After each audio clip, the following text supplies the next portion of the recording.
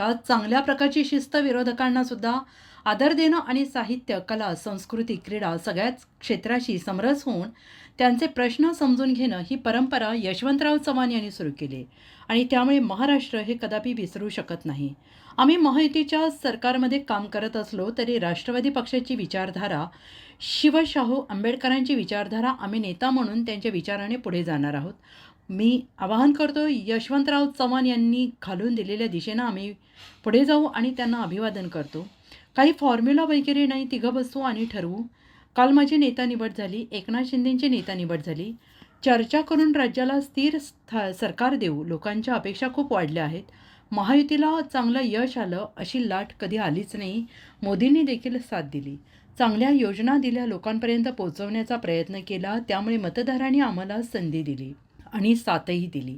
आता आम्हाला खूप बहुमत आहे. विरोधकांकडे विरोधी पक्ष नेता बनवणे एवढं देखील बहुमत नाही.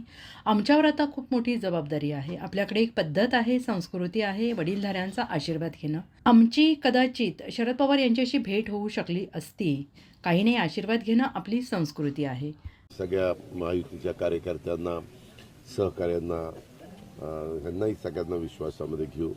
अधिकाऱ्यांना पण IAS IPS सगळी लॉबी आहे, त्यांनाही विश्वासात घेऊन आता खूप जबाबदारी आमच्यावर आहे. 5 वर्ष हे सरकार मजबूतीनं चालणार आहे. केंद्राचं सरकारला अजून 4.5 वर्ष केंद्रात ते काम करणार आहे. त्याच्यावर केंद्र आणि राज्य सरकार मिळून राज्याच्या विकासाकडं, प्रगतीकडं कसं राज्य सर्व क्षेत्रामध्ये आघाडीवर आपलं राहील, ही जी काही आपली परंपरा आहे, एक नंबर ठेवायची, ती परंपरा देखील आम्ही ठेवण्यास कुठं कमी पडणार नाही. अशा प्रकारे रोहित दादा तुम्हाला भेटले नाही, त्याला येऊ का, आपल्या इथं एक पद्धत आहे, मराठी संस्कृती आहे, आपण वडीलधाऱ्यांचा. आम्ही पण जर लवकर आलो असतो, काय आमच्या त्या पोलिसांनी आम्हाला शाळांनी तिकडेच नेलं, नाही तर कदाचित साहेबांची आमची पण इथं गाठ पडली असती. मी मुश्रीफ साहेबांनी, आमच्या सचिननी, मकरनामा, आम्ही सगळ्यांनी दर्शन घेतलं असतं. आपल्यामध्ये वडीलधाऱ्याचं दर्शन घेतात. तुमच्या घरी तुमच्या वडील समान व्यक्तीची भेट झाली तर दर्शन घेताना तुम्ही प्रीती संगम बघायला मिळाला असता. आपल्याकडं धवल क्रांती झाली असेल, उद्योगधंद्यामध्ये आपल्या इथं क्रांती झाली असेल, आपल्याकडे शेतीमध्ये खूप मोठ्या प्रमाणावर बदल झाले असतील, त्या सगळ्यांचा पाया रचण्याचं काम त्या काळामध्ये चव्हाण साहेबांनी केलं. त्याच्यामुळं महाराष्ट्र कदापि चव्हाण साहेबांना विसरू शकत नाही, ही आपल्याला सगळ्यांना मान्यच करावं लागेल. आम्ही देखील महायुतीच्या सरकारमध्ये काम करत असलो तरी राष्ट्रवादी काँग्रेस पक्षाची विचारधारा शिवशाहू फुले आंबेडकरांची विचारधारा आहे. आम्ही आमचा एक नेता म्हणून जे त्याच्यामध्ये चव्हाण साहेबांच्या विचारांनीच पुढे जाण्याचा आम्ही सतत प्रयत्न करत असतो. चव्हाण साहेबांचा आदर्शच आम्ही सगळे राष्ट्रवादी काँग्रेस पक्षाचे सहकारी डोळ्यासमोर ठेवून पुढची वाटचाल त्या ठिकाणी करत असतो आणि आम्हाला त्याच्याबद्दलचा अभिमान आहे. त्याबद्दल आम्हाला एक वेगळ्या प्रकारचं समाधान देखील मिळतं. त्यामुळे पुन्हा एकदा मला सगळ्यांना आवाहन करायचंय की त्यांनी घालून दिलेल्या दिशेनी, रस्त्यानी आपण सगळ्यांनी पुढे गेलं पाहिजे, सगळ्यांनी एकोप्याने राहिलं पाहिजे आणि हा पुरोगामी विचाराचा महाराष्ट्र अधिक जोमाने पुढे देण्याच्या करता सगळ्यांनी प्रयत्न केला पाहिजे. हीच खऱ्या अर्थाने आजच्या पुण्यतिथीच्या दिवशी आपल्या चव्हाण साहेबांना खरी श्रद्धांजली ठरेल. पुन्हा एकदा त्यांना विनम्र अभिवादन करतो. दादा, सीएम पदाचा फॉर्म्युला काही ठरलेला आहे? काय नाही, आम्ही तिघे बसू आणि ठरवू. काही फॉर्म्युला वगैरे काही नाही देवेंद्र फडणवीसांना वाढता पाठिंबा मिळतोय. ऐका तरी तुम्ही लगेच दुसराच प्रश्न काढताय. काल माझी नेता निवड आमच्या राष्ट्रवादी काँग्रेस पक्षाच्या आमदारांनी केली, सर्व अधिकार मला दिले.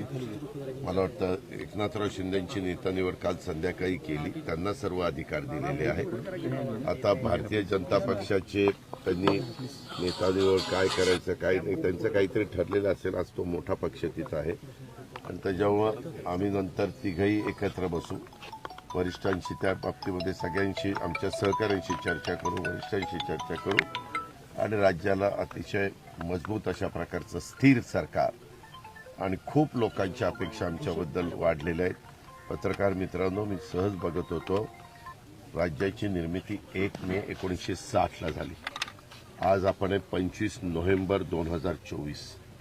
ह्या कारकिर्दीमध्ये जेवढ्या निवडणुका झाल्या त्याच्यामध्ये जास्तीत जास्त जागा ज्यावेळेस काँग्रेस पक्ष मजबूत होता तेव्हा 222 पर्यंत गेलेलो होतो.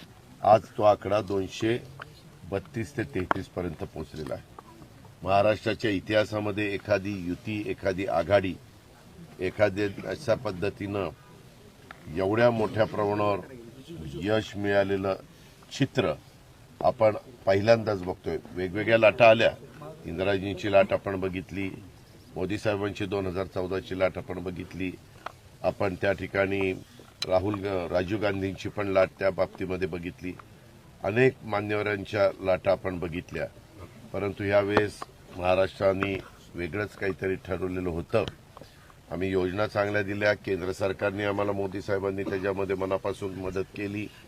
आम्ही त्याच्यामध्ये ज्या लाभ देणाऱ्या योजना होत्या, जेवढे आमची ताकद, आमची म्हणजे आपल्या तिजोरीची ताकद होती, ते विकास कामावर कुठल्याही प्रकारचा परिणाम न होऊन देता त्या योजना सर्वसामान्य लोकांच्यापर्यंत, म्हणजे विशेषतः महिलांच्यापर्यंत, माझ्या शेतकरी बांधवांच्यापर्यंत, बळीराजाच्या माध्यमातून दूध उत्पादक शेतकऱ्यांच्या पर्यंत आणि युवा युवतींच्यापर्यंत अशा सगळ्या घटकापर्यंत पोहोचवण्याचा आम्ही प्रयत्न केला.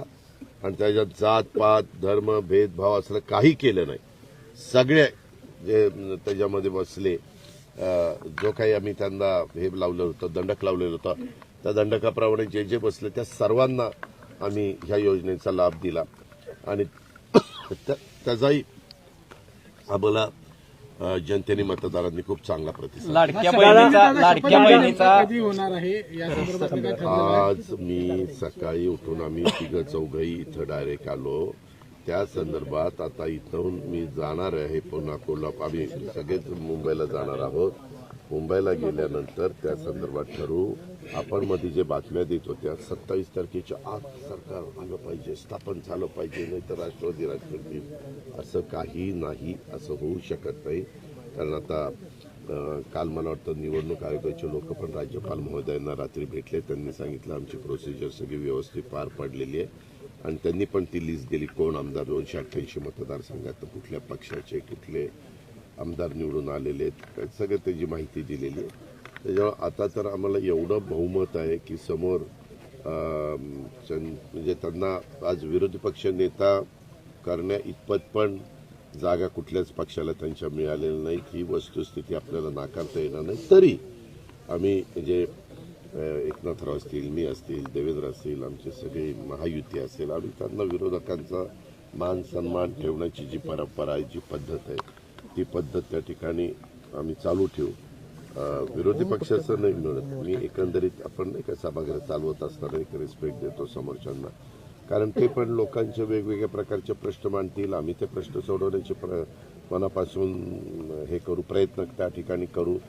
आमच्याही सगळ्या महायुतीच्या कार्यकर्त्यांना, सहकाऱ्यांना, ह्यांनाही सगळ्यांना विश्वासामध्ये घेऊ. अधिकाऱ्यांना पण IAS IPS सगळी लॉबी आहे, त्यांनाही विश्वासात घेऊन आता खूप जबाबदारी आमच्यावर आहे. 5 वर्ष हे सरकार मजबूतीनं चालणार आहे. केंद्राचं सरकार